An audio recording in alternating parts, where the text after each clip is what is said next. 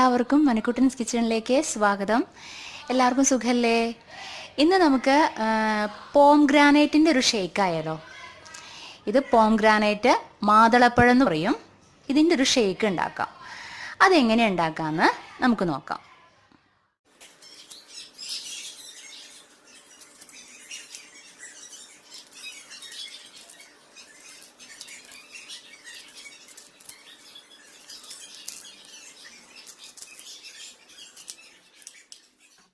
അപ്പോൾ ഞാൻ പോംഗ്രാനൈറ്റ് എല്ലാം അടർത്തി എടുത്തിട്ടുണ്ട്.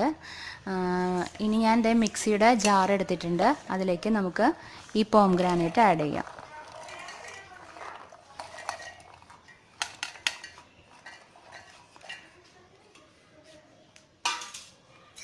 ഓക്കെ, ഇനി നമുക്ക് ഒരു ടേസ്റ്റിന് വേണ്ടിയിട്ട് ഒരു കാർഡമം, ഏലക്കായ ആഡ് ചെയ്യാം.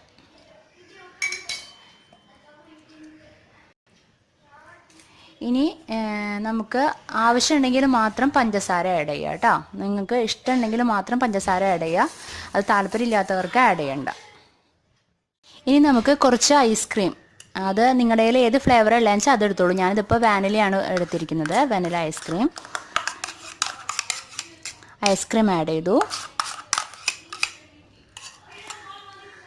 പിന്നെ വേണ്ടത് നമ്മൾ തിളപ്പിച്ചിട്ട് ഫ്രിഡ്ജിൽ വെച്ച് തണുപ്പിച്ച പാല്, അത് ആദ്യം കുറച്ചൊഴിച്ചിട്ട് നമുക്ക് ഇതൊന്ന് നന്നായിട്ടൊന്ന് ഗ്രൈൻഡ് ചെയ്തെടുക്കാം കേട്ടോ. കുറച്ച് പാലൊഴിച്ചിട്ട് നന്നായിട്ട് ഗ്രൈൻഡ് ചെയ്തെടുക്കാം. ഓക്കെ, ഇപ്പം ഞാൻ കുറച്ച് പാലൊഴിച്ചിട്ട് നന്നായിട്ട് ഗ്രൈൻഡ് ചെയ്ത് വന്നിട്ടുണ്ട്. ഇനി ബാലൻസ് ഉള്ള പാലും കൂടെ അതിലേക്ക് ഒഴിക്കുക. ഓക്കെ, എന്നിട്ട് ഒന്നും കൂടെ ഗ്രൈൻഡ് ചെയ്തെടുക്കുക. ഞാനിപ്പോൾ ഇതൊരു ഗ്ലാസ്സിലേക്ക് സെർവ് ചെയ്തു. ഇനി നമുക്ക് ഇതിൻ്റെ മേലെ ആ ബാലൻസ് ഉള്ള ഐസ്ക്രീം കൂടെ നമുക്ക് ഇതിൻ്റെ മേലെ നമുക്ക് സ്പ്രെഡ് ചെയ്യാമെന്ന്.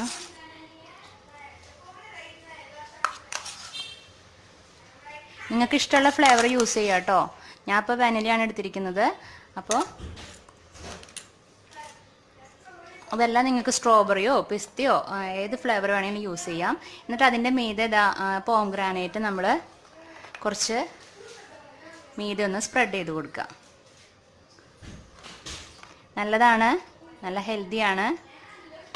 ഓക്കെ, അപ്പോൾ എങ്ങനെയുണ്ട്? ഇഷ്ടപ്പെട്ടോ പോംഗ്രാനൈറ്റിൻ്റെ ഷേക്ക്? നല്ല കൂളായിരിക്കും. നമ്മുടെ ബോഡി നല്ല കൂളായിട്ട് വരും. ഓക്കെ, അപ്പോൾ ഇത് നിങ്ങൾ എന്തായാലും ട്രൈ ചെയ്യുമെന്ന് വിശ്വസിക്കുന്നു. അപ്പോൾ ഈ വീഡിയോ ഇഷ്ടപ്പെട്ട് കഴിഞ്ഞാൽ ലൈക്ക് ചെയ്യാനും കമൻറ്റ് ചെയ്യാനും ഷെയർ ചെയ്യാനും ഒന്നും മറക്കരുത് കേട്ടോ. അപ്പോൾ ഇനി വേറൊരു പുതിയ വിഭവമായിട്ട് അടുത്ത എപ്പിസോഡിൽ നമുക്ക് വീണ്ടും കണ്ടുമുട്ടാം. Okay, bye, thank U.